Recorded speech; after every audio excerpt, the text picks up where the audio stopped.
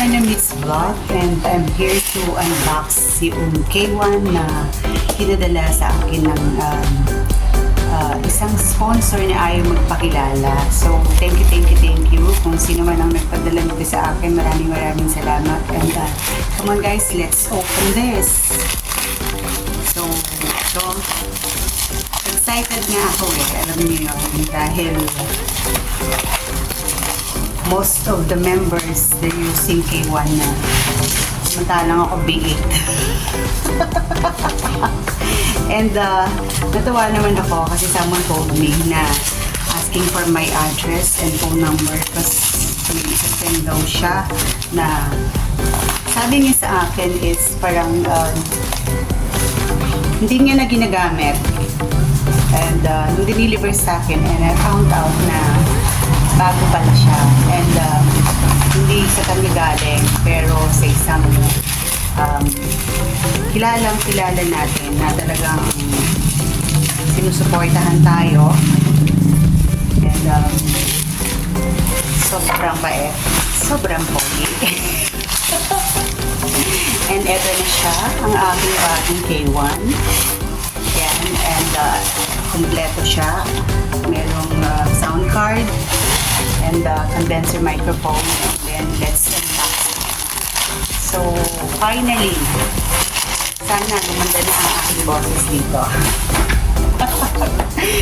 At let's open the box and let's see kung anong nasa loob. Baka namang puro chocolate to. Ayaw pa bukas So, let's see. Okay, meron na akong K1. And thank you sa aking sponsor. Unexpected to. Hindi ko alam kung bakit siya ang nag-sponsor sa akin. Kasi nga, siguro naawa sa akin kasi B8 lang yung sa akin. May B8S na pero hindi pa rin B8S yung sa akin. And thank you kung sino ka mang sponsor na nagpadala sa akin. And I'm sure kilala ito. Actually, meron na akong hinihintay na isang K1 coming from CC Husky. So, dala niya yan pag-uwi. So, sabi ko lang kasi parang I wanted another one para at least hindi ko na dinadala sa Manila yung B8 ko. Siyempre, madami na rin akong dala-dala going to Manila. So, sabi ko, at least meron ako sa bahay, meron ako dito. So, finally, eto na siya. The condensed, no. This one is the, tawag dito, sound card na K1. So, let's check kung okay ba siya. And thank you talaga. Promise, appreciated. Kasi nga, alam niyo naman ako, walwalera. If I have time, I will join you guys para lang makawalwa. And thank you again. So, hindi ko siya alam kung paano gamitin. I mean, i-install yung mga connection. So, yan siya. Ang ganda, ang laki. Oh, see? Richard, paano yan? Si Ninang mayroon na, Thank you sa aking sponsor. And God bless you always for being so generous. And looking forward din sa papamana sa akin ni Lola Husky Edna. And alam ko pag-uwi niya yan, dala niya na yan. So, thank you. Let's check the mic. The mic niya. I'm not good at unboxing. Hindi like, So, okay na siya ang ating mic. Mag-i-improve ba ang boses ko dito? Sa tingin mo, aking sponsor? Magagaya ba ako sa boses mo? So, ayan siya. Oh, tama-tama. Gusto ko yung ganitong mic. Nung tumitingin ako dun sa Shopee or Lazada, sabi ko parang I wanted that kind of mic. Kasi meron ibang mic, diba? Yung ibang design or ibang color. Sabi ko parang mas gusto ko yung parang ganito. And heavy duty kasi ang bigat niya. Unlike dun sa mic ng V8 na magaan lang siya. Pero this one is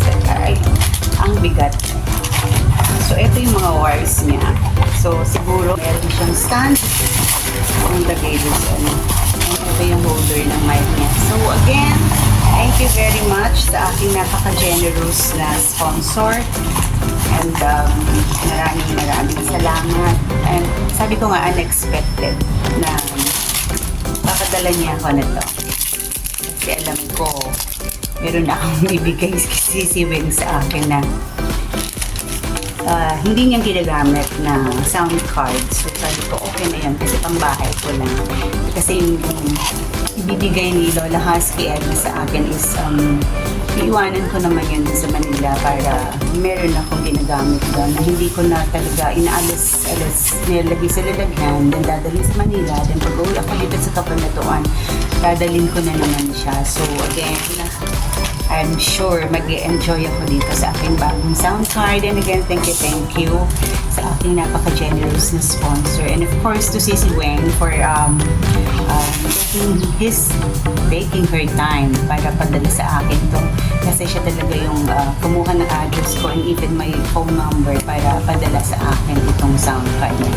Pero, hindi niya sinabi sa akin na talagang may nagbigay or may nag-sponsor sa akin. Ang sabi lang niya, meron siyang hindi na ginagamit na sound card or VA, papadala niya na lang sa akin. So, sabi ko, sige, kung okay lang or sabi niya na-appreciate ko. So, yun.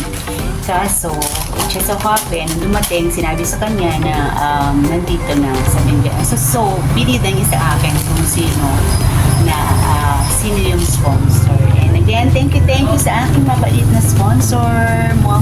Ingat!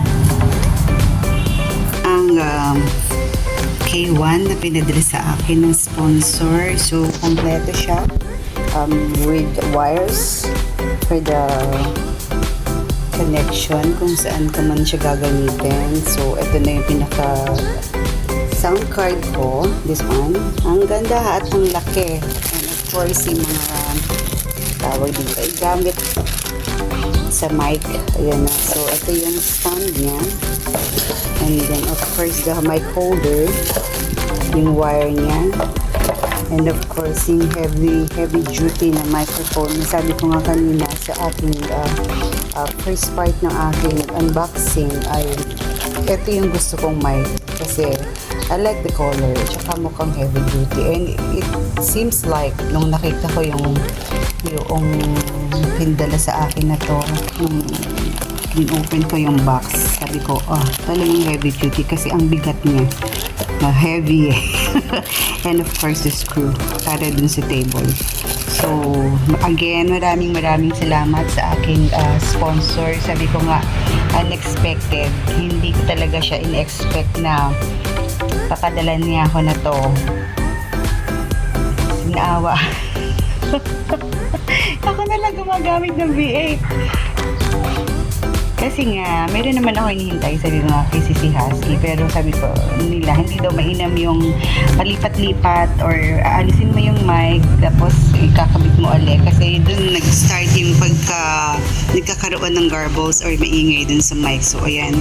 So, siguro, naawa sa akin.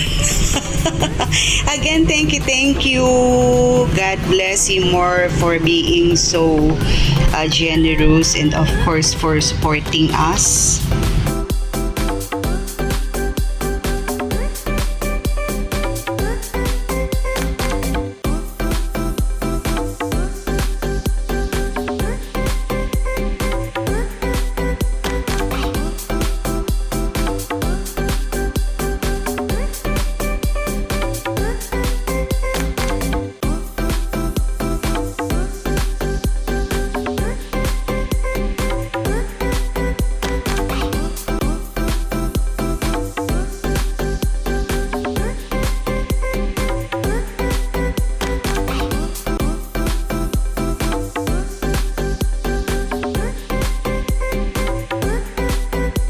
Na-install ko na siya or nailagay ko na dito sa aming working table.